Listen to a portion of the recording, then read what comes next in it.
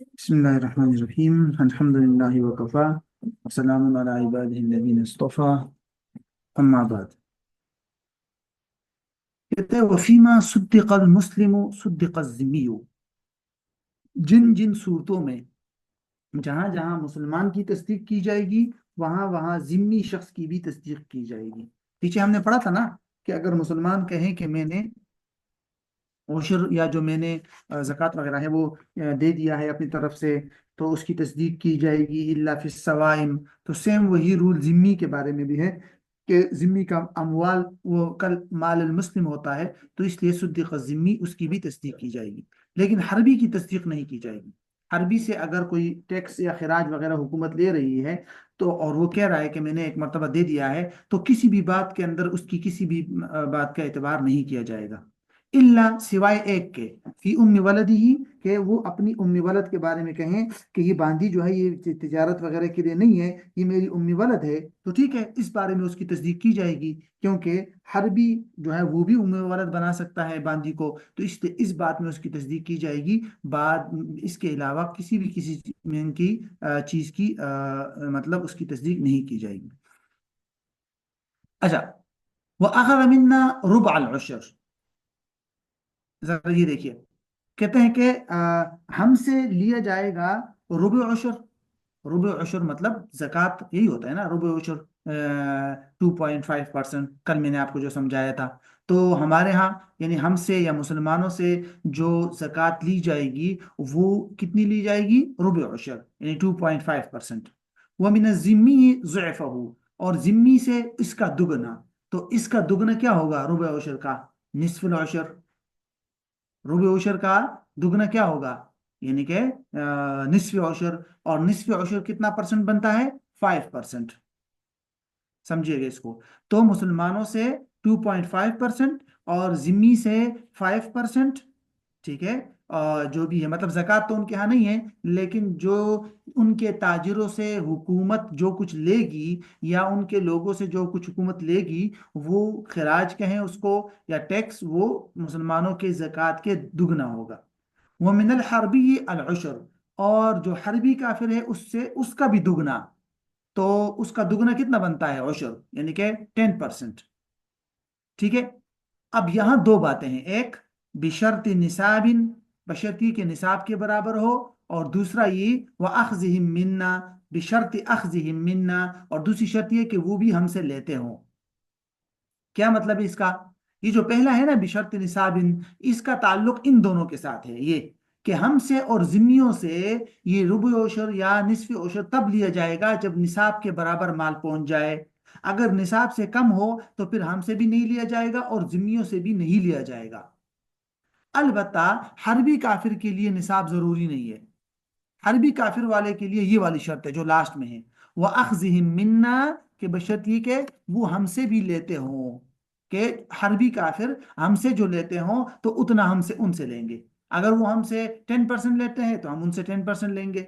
अब अगर क्या ये बिशर्त निसाब जो है ये हरबी के लिए ज़रूरी है या नहीं, इस बारे में हनफिया के दो ओपिनियन है। एक कौल तो ये है कि हाँ भाई हरबी से भी तब लिया जाएगा जब वो निसाब के बराबर हो, और दूसरा कौल ये है कि नहीं हरबी के लिए निसाब ज़रूरी नहीं है।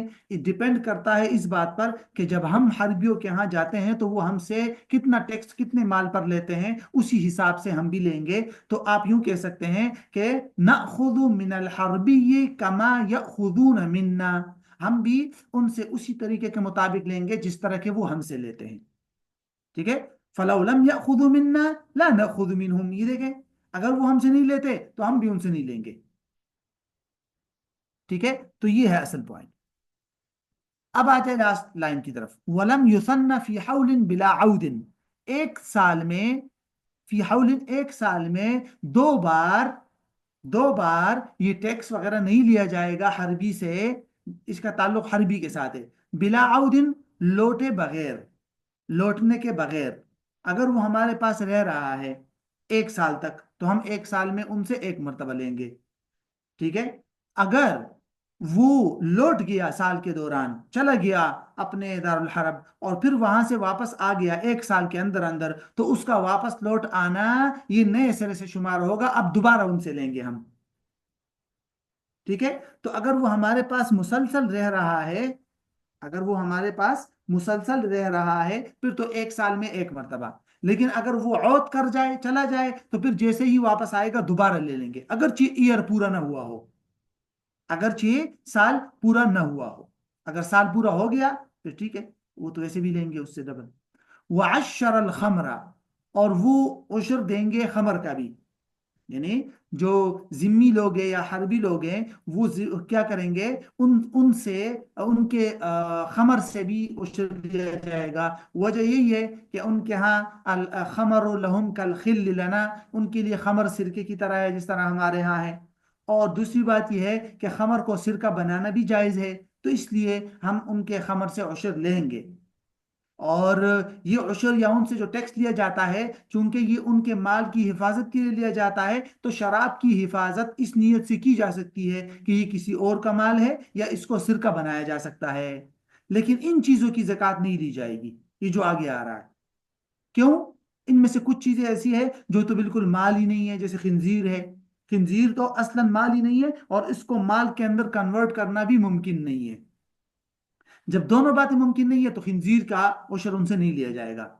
اس کے علاوہ جو آگے آ رہا ہے یہ تمام مسلمانوں کے لیے ہے، یہ جو آگے آ رہا ہے یہ تمام مسلمانوں کے لیے ہے۔ نمبر 1 کہ وہ معافی بیتی ہی، جو کچھ گھروں کے اندر ہے، اموال باطنہ کل بتایا تھا آپ کو، ان کے گھروں میں ہے یا ہمارے گھروں میں ہے، حکومت اس کی زکوٰۃ نہیں لے گی، ہم خود ادا کریں گے، اموال باطنہ ہے۔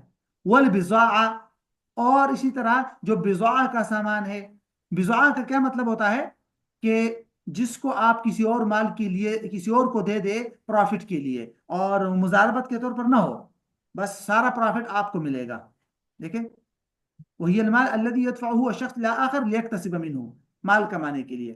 تو اس میں بضاعہ میں یہ ہوتا ہے کہ میں آپ کو مال دوں، آپ اس کو اپنے کاروبار میں لگائیں گے اور اس کا پروفٹ سارا کا سارا انویسٹر کو ملے گا، اس کو کہتے ہیں بضاعہ، تو اس کی بھی زکوٰۃ حکومت نہیں لے گی، وہ انسان خود ادا کرے گا۔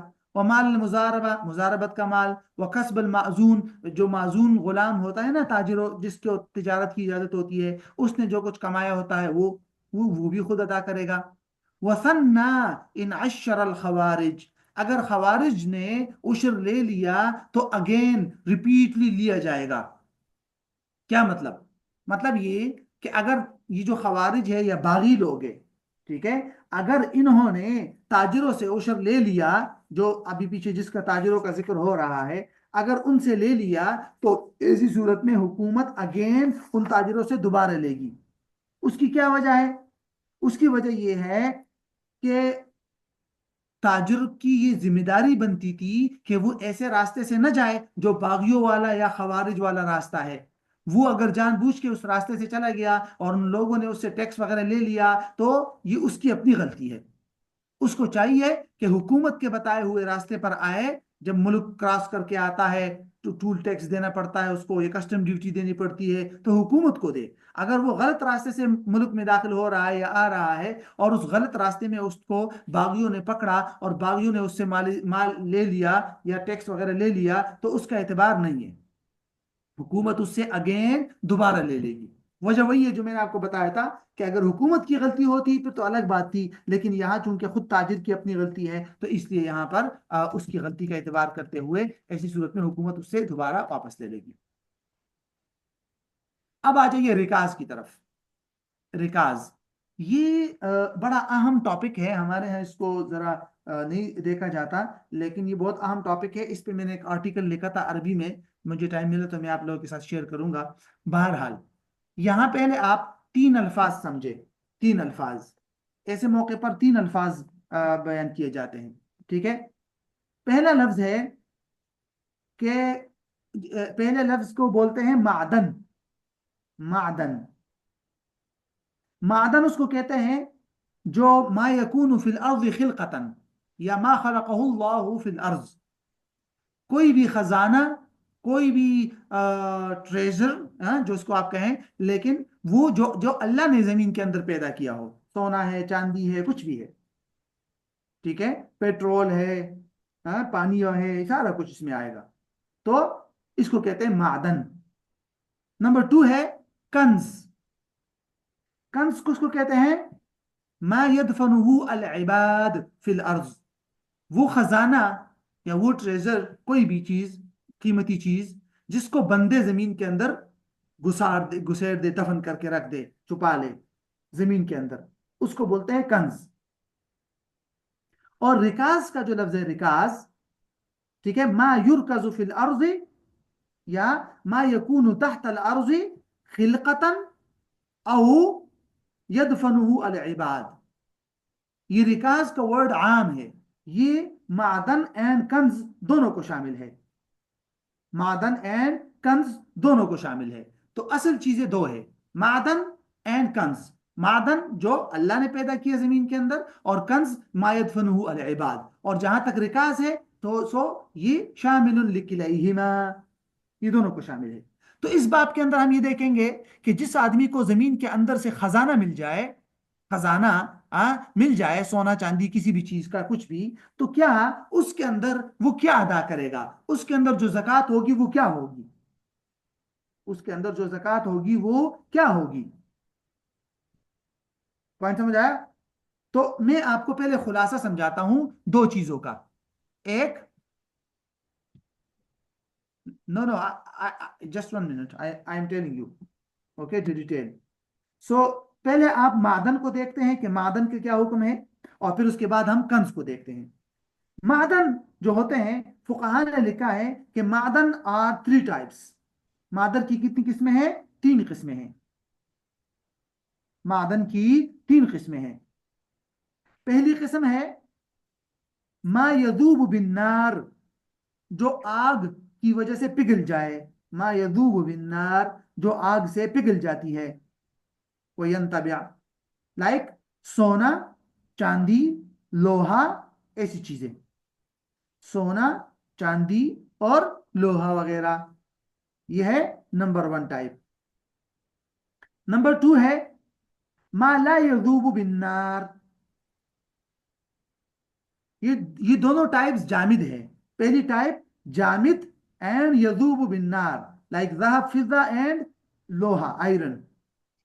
اور نمبر 2 ٹائپ ہے جامد لا یذوب ولا ينتبع بالنار، جو آگ سے نہ پگھلے، ٹھیک ہے، اس میں کیا آ جائے گا؟ پتھر وغیرہ، موتی، اور فیروزہ، اس طرح کے بہت سارے موتی آ جائیں گے، سرما آ جائے گا، الکحل، کحل ہوتا ہے نا، کحل، وہ آ جائے گا، سرما وغیرہ، ایسی تمام پتھر وغیرہ جو آگ سے پگھلتے نہیں ہیں۔ نمبر 3 ما یکون مائعا، ما یکون مائعا، لیکوڈ، جیسے پیٹرول یا نفت اور قیر اور اس طرح کے بہت سارے نام لیے جاتے ہیں، پیٹرول، پانی، ایسی چیزیں، ٹھیک ہے۔ تو ان معدن کی ان 3 اقسام میں سے جسٹ فرسٹ ٹائپ کے اندر خمس واجب ہے۔ تو اب یہ اصول ذہن میں رکھ لے۔ اصول کیا اصول ہے؟ کہ یجب الخمس، یجب الخمس فی کل جامد ینتبع بالنار من المعدن، معدن کی صرف فرسٹ ٹائپ کے اندر خمس ہے۔ خمس مینس 20%، 20%، وہ غریب غربا کو، اصلا حکومت کو دے گا، اگر حکومت نہیں ہے اسلامی تو غریب غربا کو دے گا۔ تو معدن کی تینوں اقسام میں سے جسٹ فرسٹ ٹائپ کے اندر خمس ہے، باقی دونوں میں نہیں ہے، لیکوڈ میں بھی نہیں ہے اور ما لا یذوب بالنار میں بھی نہیں ہے، پتھروں وغیرہ کے اندر بھی نہیں ہے۔ یہ اصول ذہن میں رکھ لے۔ سو یجب الخمس فی کل جامد ینتبع من المعدن فقط، ٹھیک ہے، لا خمس فی المائع ولا خمس ما لا یذوب بالنار وغیرہ ذلك، ٹھیک ہے۔ اچھا، اب آتے ہیں ہم دوسری، کیا تھا؟ کنز، ما يدفنه العباد فی الارض۔ So if someone find، جی جی، Then why pick it up? Okay, تو ٹھیک ہے، کنز کو دیکھتے ہیں۔ کنز جو ہے، اگر if someone found Kanz, Kanz means ما يدفنه العباد فی الارض، ٹھیک ہے، تو اگر کسی انسان کو کوئی چیز خزانہ مل جائے اور وہ خزانہ ایسا خزانہ ہے کہ اس کے بارے میں کلیئر نہیں معلوم ہو جائے کہ بھائی صاحب یہ ما خلق اللہ نہیں ہے، ما خلقہ اللہ فی الارض نہیں ہے، یہ ما یدفنہ العباد ہے، تو فرسٹ آف آل اس کی دو صورتیں ہیں، سمجھے اس کو، یہ بہت ضروری ہے۔ اس کی دو صورتیں ہیں۔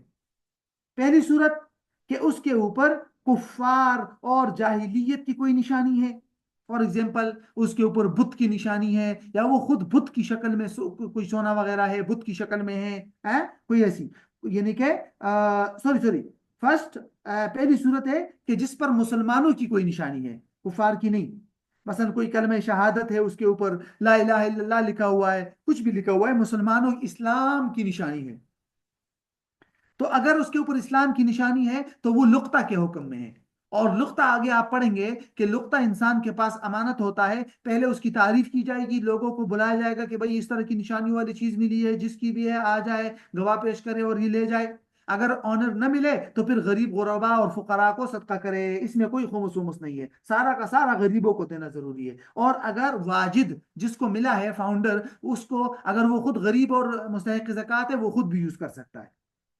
یہ ہے پہلی صورت۔ دوسری صورت یہ ہے کہ اس کنز کے اندر زمانے جاہلیت کی یا کفار کی کوئی نشانی ہے، بت ہے یا اس کے اوپر بت بنا ہوا ہے وغیرہ وغیرہ، یہ دوسری صورت ہے۔ تو اس کے اندر پھر دو صورتیں بنتی ہیں۔ اس کے اندر پھر کتنی صورتیں بنتی ہیں؟ دو۔ نمبر ایک کہ ما وجد فی ارض مباحہ غیر مملوکہ، وہ کنز جس پر کفار اور زمانے جاہلیت کی نشانی ہے اور وہ غیر مملوک زمین میں کسی کو مل گئی، حکومت کی زمین ہے یا اس طرح عام کھلے عام ویسی زمین پڑی ہوئی ہے، کسی کوئی آنر نہیں ہے اس کا، وہاں مل گئی، ٹھیک ہے، تو ایسی صورت میں کیا ہوگا؟ ایسی صورت میں خمس واجب ہوگا، حکومت کو دے یا غریبوں کو، اور باقی جو 80% ہے وہ خود یوز کرے گا، واجد فاؤنڈر وہ اس کا ہو جائے گا، خواہ وہ غریب ہے یا نہیں ہے، بس اس کا ہے۔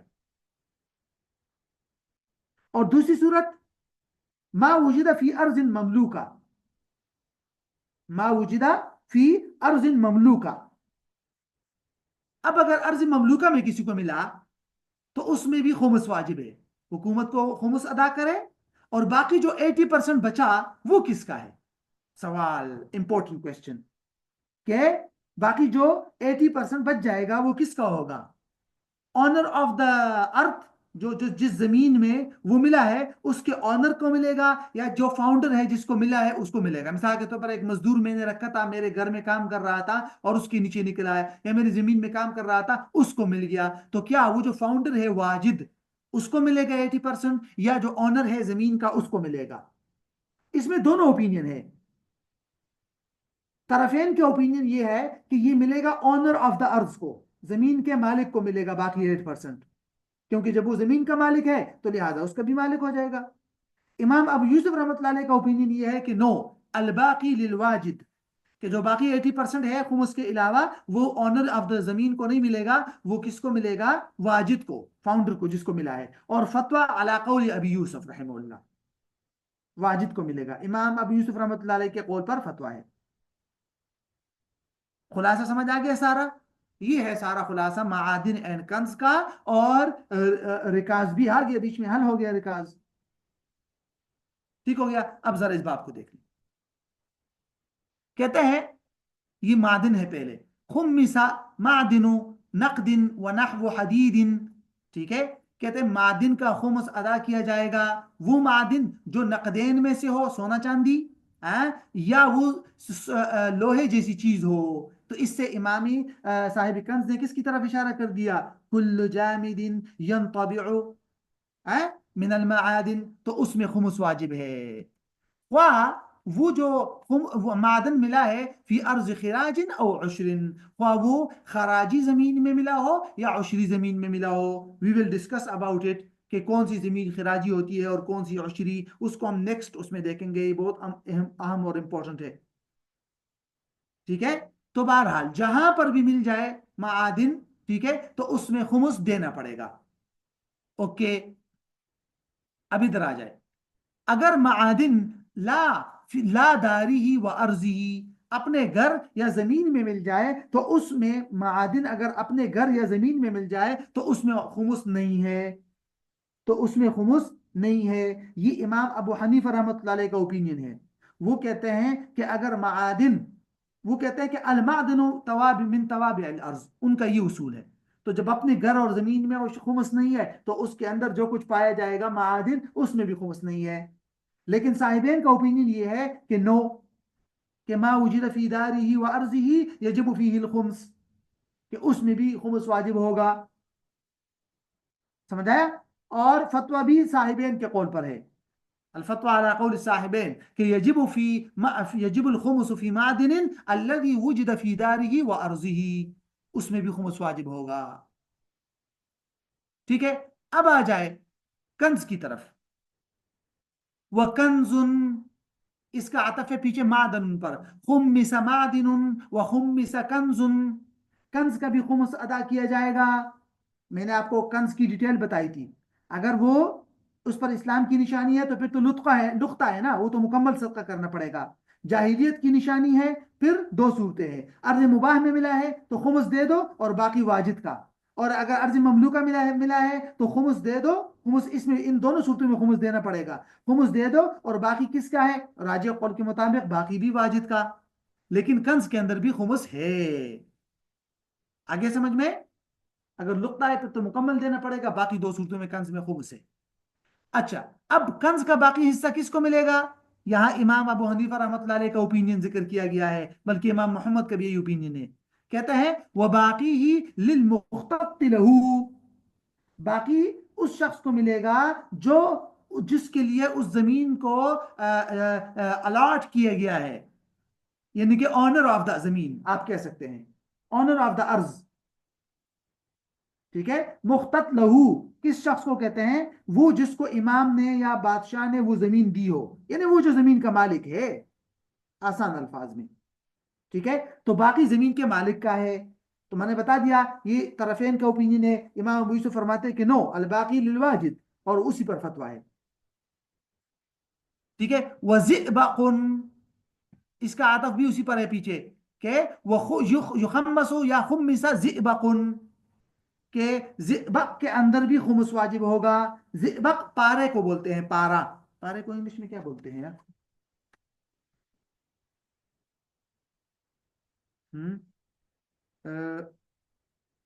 پارے کو انگلش میں کیا بولتے ہیں؟ زئبق، زئبق کو انگلش میں پیر، پیر یہ کیا ہے؟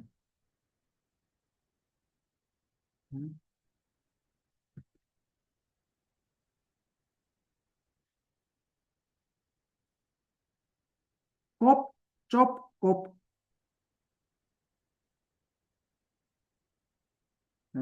یہ کیا ہے؟ کوپ پتہ نہیں، اس طرح کچھ ہے، یہ ایک دھات ہے۔ ٹھیک ہے، وہ ہے پارا بولتے ہیں اس کو۔ زئبق آپ سرچ کریں گے تو شاید آ جائے، زئبق۔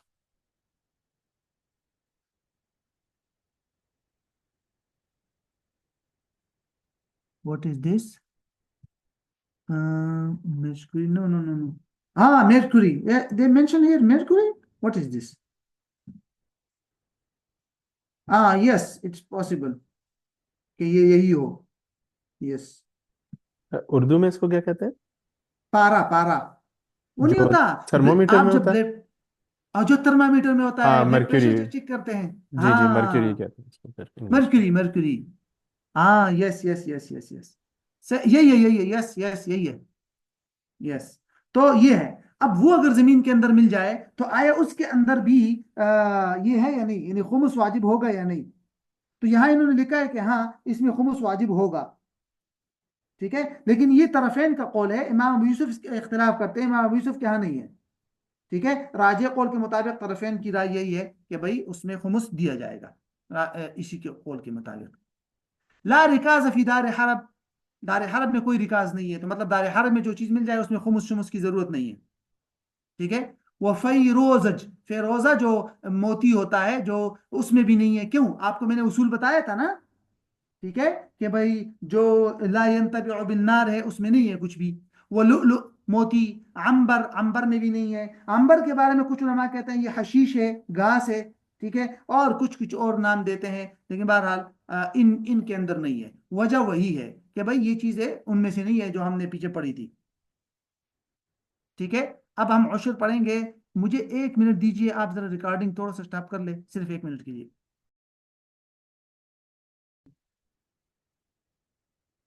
اچھا 1 منٹ. عشر سے پہلے نا پہلے تو آپ عشر کی تعریف وغیرہ سن لیں، یہ بہت ضروری ہے.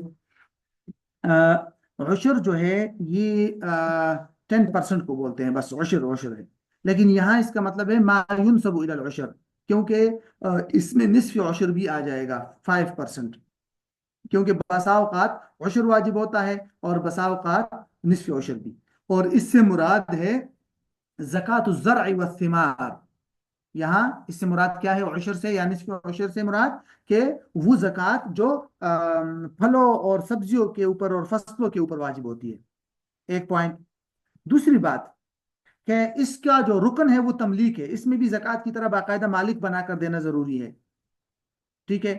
نمبر 3، اس کا جو سبب ہے وہ ہے الارض النامیہ، کہ وہ زمین جو بڑھوتری والی ہو، جو فصل والی ہو. اب اس کا کیا مطلب ہو جائے گا؟ اس کا مطلب ہو جائے گا کہ چونکہ اس کا سبب نصاب وغیرہ یا نہیں ہے، بلکہ اس کا سبب کیا ہے؟ ارض نامی. یہی وجہ ہے کہ اس کے لیے امام صاحب کے نزدیک کوئی نصاب وغیرہ مقرر نہیں ہے. جتنا بھی فصل نکل آیا اس کا 10% دینا پڑے گا، یا جو بھی 5% اصول کے مطابق وہ دینا پڑے گا. ایک پوائنٹ ہو جائے گا. اچھا، اور آخری بات یہ کہ عشر اور زکوٰۃ میں کچھ فروق ہے. ایک فرق تو وہی ہے مقدار میں، کوانٹٹی میں زکوٰۃ 2.5 ہے اور یہ الگ ہے، یہ 10% یا 5% ہے. اور دوسرا بنیادی فرق یہ ہے کہ بچے، مجنون اور وقف کی زمین میں ان سب میں جو ہے عشر واجب ہے، زکوٰۃ نہیں ہے. ٹھیک ہے، عشر ان سب کی زمین میں واجب ہے، صبی، مجنون اور سب. اور عشر کے لیے حولان حول بھی شرط نہیں ہے، جتنے فصل ہوں گے اتنے عشر اور یہ واجب ہوں گے. فصل کا اعتبار ہے، ٹھیک ہے، اس کا اعتبار نہیں ہے حولان حول کا. تو یہ کچھ فروق ہے عشر اور زکوٰۃ میں. اب ذرا کچھ قواعد دیکھ لیجئے جو بہت ضروری ہے. ٹھیک ہے، یہ کچھ قواعد ہے، پہلے ذرا ان کو دیکھتے ہیں. ٹھیک ہے، پہلا اصول یہ ہے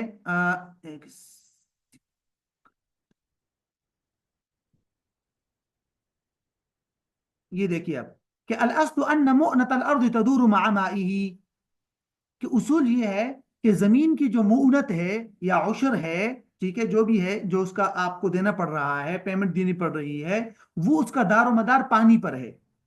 کہ آپ اس کا پانی کیسے دے رہے ہیں. آگے جو نیکسٹ والے 2 ضوابط ہے نا، یہ اسی سے مستخرج ہے.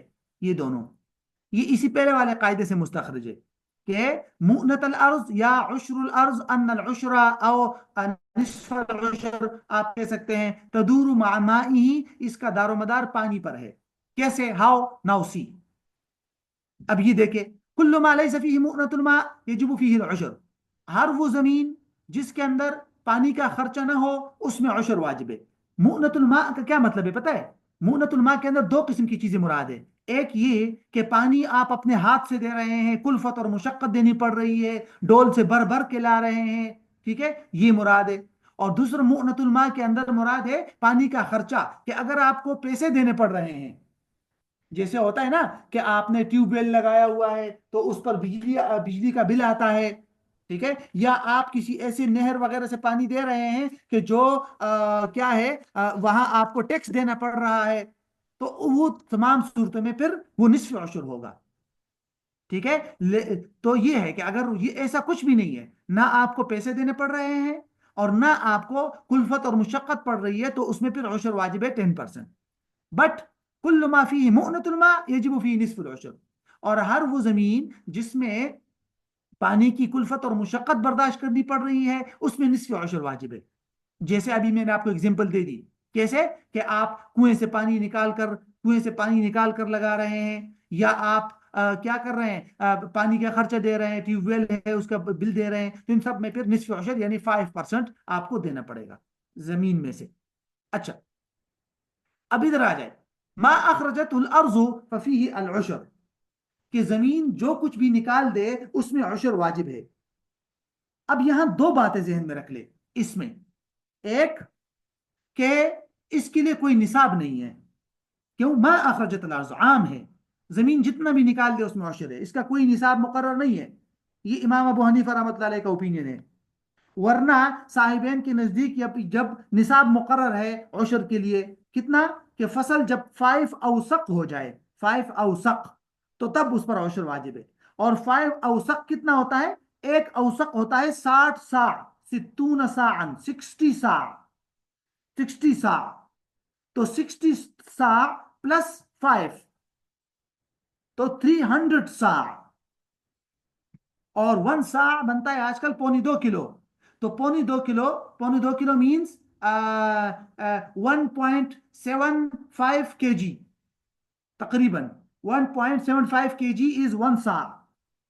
سو 300 ساع کو 1.75 کے جی کے ساتھ آپ ملٹیپل کریں گے، وہ بنے گا نصاب صاحبین کے. اگرچہ امام محمد سے ایک اور قول بھی مروی ہے، لیکن صاحبین کا یہی قول ہے. لیکن فتویٰ امام صاحب کے قول پر ہے، کیونکہ قرآن کے اندر مطلق آیا ہے وَانفِقُوا مِن طَيِّبَاتِ مَا كَسَبْتُمْ وَمِمَّا أَخْرَجْنَا لَكُم مِّنَ الْأَرْضِ، اور احادیث کے اندر بھی مطلق ہے. تو امام صاحب اس لیے یہ فرماتے ہیں. ایک تو یہ بات ہو گئی کہ اس میں نصاب شرط نہیں ہے. نمبر دو، ما چونکہ عام ہے تو اس میں ہر قسم کی فصل آ گئی. ہر قسم کی فصل آ گئی کا کیا مطلب؟ ہر قسم کی وہ فصل جو مقصود ہو، جس کو زراع کرنا، جو زراعت اور جس کو لگانا مقصود ہو، اس میں عشر واجب ہوگا. خواہ وہ سبزی ہے، خواہ وہ سبزی کے علاوہ کوئی اور چیز ہے، خواہ وہ کچھ عرصے تک بغیر کیمیکلز وغیرہ کے باقی رہتی ہے، خراب نہیں ہوتی، خواہ خراب ہو جاتی ہے، سب کے اندر ہے امام صاحب کے نزدیک. اگرچہ صاحبین کا اس میں اختلاف ہے. صاحبین فرماتے ہیں کہ خضروات کے اندر لا یجب العشر فی الخضروات، وہ کہتے ہیں یجب العشر فیما لہو ثمرۃ باقیہ، یعنی جو باقی رہ سکتے ہوں. خضروات چونکہ لا يمکن للخضروات ان تبقی، وہ خراب ہو جاتی ہے، تو خضروات کے اندر ان کے یہاں نہیں ہے. لیکن فتویٰ امام صاحب کے قول پر ہے کہ نو، کل ما اخرجت الارض ففیہ العشر. پوائنٹ سمجھ آ گیا؟ آگے آ جائے اصول نمبر 3. ما يزرع مقصودا ففيه العشر والا فلا، یعنی in which types of crops, in which types of things عشر will be واجب. یہ کوشچن ایک سوال ہے کہ بھئی کس چیز کے اندر، کس قسم کے فصل کے اندر عشر واجب ہوگا. یہ اس سوال کا جواب ہے. ہر وہ فصل جس کو باقاعدہ قصدن اگایا جائے اسی مقصد سے کہ میرا مقصد ہی اس چیز کا حصول ہے، تو اس میں عشر واجب ہے، ورنہ نہیں. یہی وجہ ہے کہ جو گھاس وغیرہ خود اگاتی ہے اس میں عشر نہیں ہے. اسی طرح ہمارے ہاں علماء فتویٰ دیتے ہیں کہ جب فصل کے اندر بھوسا ہوتا ہے نا، بھوسا، پتہ نہیں اس کو انگلش میں کیا بولتے ہیں، ٹھیک ہے، دانا نکالنے کے بعد، گندم کا دانا، مکئی کا دانا نکالنے کے بعد جو بھوسا بچتا ہے، اس بھوسے میں عشر نہیں ہے. کیوں؟ کیونکہ وہ لا یکون مقصودا، وہ مقصود نہیں ہوتا، مقصود وہ دانا ہوتا ہے. ہاں اگر کسی نے اصل مقصد ہی یہی ہو کہ میں بھوسا حاصل کروں گا، پھر اس میں عشر واجب ہوگا. تو یہ دار و مدار ہے قصد پر، کہ آپ بس جان بوجھ کے جس چیز کو مقصود بنا کر اگا رہے ہیں اس میں عشر واجب ہے. آگے پوائنٹ سمجھ میں. لا یجب العشر والخراج معا، عشر اور خراج دونوں ایک ساتھ واجب نہیں ہو سکتے. خراج ٹیکس کو بولتے ہیں جو کفار پر لگایا جاتا ہے اور خراجی زمینوں پر لگایا جاتا ہے، اور عشر آپ کو معلوم ہے مسلمانوں پر لگایا جاتا ہے. ٹھیک ہے، پہلے اس کو سمجھے. عشر سم ٹائم کین بی نصف عشر، ابھی ہم نے پڑھ لیا کہ کبھی کبھی نصف عشر بھی بنتا ہے. خراج کیا ہے؟ خراج ٹیکس کو بولتے ہیں، اور خراج کی دو قسمیں ہیں. یہ عموماً کفار یا کفار کی زمین پر لگایا جاتا ہے. خراج موظف with ضا اینڈ خراج مقاسمہ.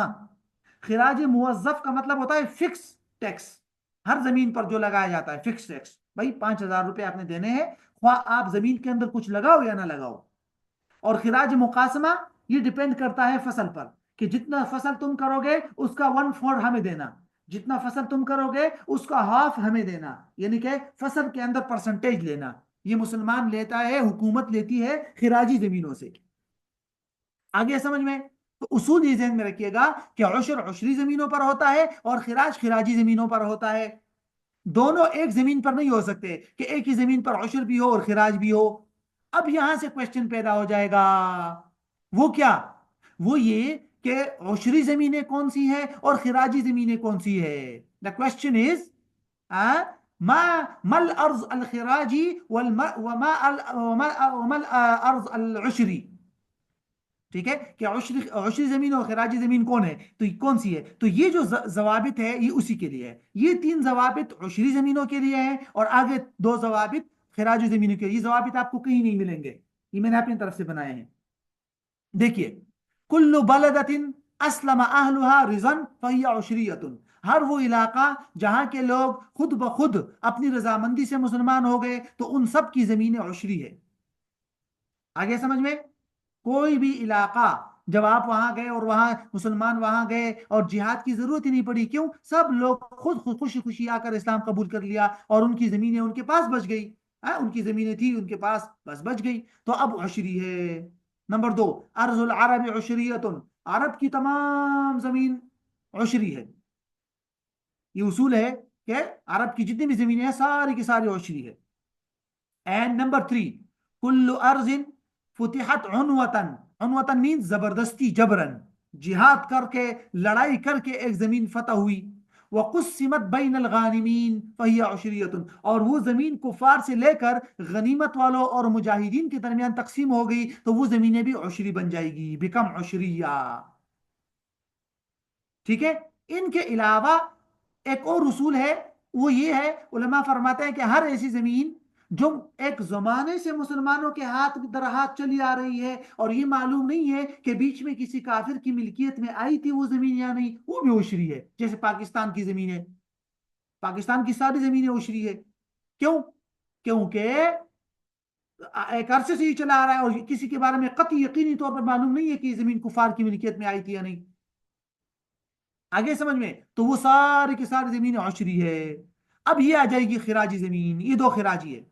کل ارض فتحت عنوتن، زبردستی، وبقیت فی ید الکفار لم یقسم. ان کو تقسیم نہیں کیا گیا مسلمانوں کے درمیان، وہ کفار کے ہاتھ میں ہیں وہ زمینیں، اور چھوڑ دی. اور ان پر حکومت نے ٹیکس لگا دیا کہ بھئی تم اپنی زمینیں اپنے پاس رکھو تو ہم آپ سے وہ لیں گے خراج، تو وہ خراجی ہے. اسی طرح ارض الکفار التي بقیت بعد جلائهم، مطلب جلا وطن کرنے کے بعد کفار کی زمینیں مسلمانوں کے پاس بچ گئی. مسلمانوں کو، کفار کو وہاں سے جلا وطن کیا، جہاد کر کے نہیں لی بلکہ ان کو وہاں سے بھگا دیا اور وہ وہاں سے جلا وطن ہو گئے اور ان کو زمینیں بچ گئی تو وہ بھی خراجی ہے. اسی طرح یہ بھی بولتے ہیں کہ کوئی بھی زمین جو کفار مسلمانوں سے خرید لے وہ بھی خراجی ہے، جو کفار مسلمانوں سے خرید لے وہ بھی خراجی ہے. تو یہ ہے. بہرحال کچھ اصول آپ کے سمجھ میں آ گئے ہوں گے. تو اس کے لیے نا ایک کتاب ہے، اس کو اگر آپ پڑھنا چاہیں، بہت اہم ہے، مفتی شفیع رحمہ اللہ کی ہے، اگرچہ اردو میں ہے لیکن بہت اہم ہے. اسلام کا نظام اراضی، اسلام کا نظام اراضی. ٹھیک ہے، یہ اردو میں ہے، بہت اہم کتاب ہے. تو اس کو آپ مزید ڈیٹیل کے لیے اس کو دیکھ سکتے ہیں. وہاں اس اصولوں کا ترجمہ سے آپ مزید اصول بھی نکال سکتے ہیں، لیکن جو اہم اہم اصول تھے میں نے بتا دیے. اور دوسرا اس میں نے زکوٰۃ، عشر، صدقہ فطر، ان تینوں کے اصول و ضوابط اور قدیم احکام اور جدید احکام پر میں نے 7 ویڈیوز بنائی ہے. میں نے 7 ویڈیوز بنائی ہیں، وہ آپ دیکھ سکتے ہیں فیس بک، یوٹیوب چینل پہ میرے. ٹھیک ہے، تو یوٹیوب چینل ہے میرے اسی نام سے ہے، مفتی شاد محمد کے نام سے. ٹھیک ہے، مفتی شاد محمد کر کے آپ لگائیں گے تو آپ کے پاس چینل آ جائے گا، ورنہ تو آپ اس کو سرچ کریں، یہ زیادہ آسان ہے. اس طرح کر کے یہ اس کو سرچ کریں گے نا، یہ والا، تو اس سے بھی آ جائے گا. تو بہرحال اس کو ذہن میں رکھ لیجئے. کافی ہے اتنا میرے خیال میں. عشر کو ہم پھر انشاءاللہ کل شروع کریں گے اور ان اصولوں کو کوشش کریں گے کہ ان اصولوں کو ہم کل لگائیں. ٹھیک ہے، ان اصولوں کے بغیر ان کو سمجھنا ذرا مشکل ہے. اس کو پھر انشاءاللہ مصرف کے ساتھ ہی ان دونوں کو دیکھ لیں گے، پھر یہ ختم انشاءاللہ ہو جائے گا، سب کو فکر آ جائے. ٹھیک ہو جائے گا انشاءاللہ. اچھا.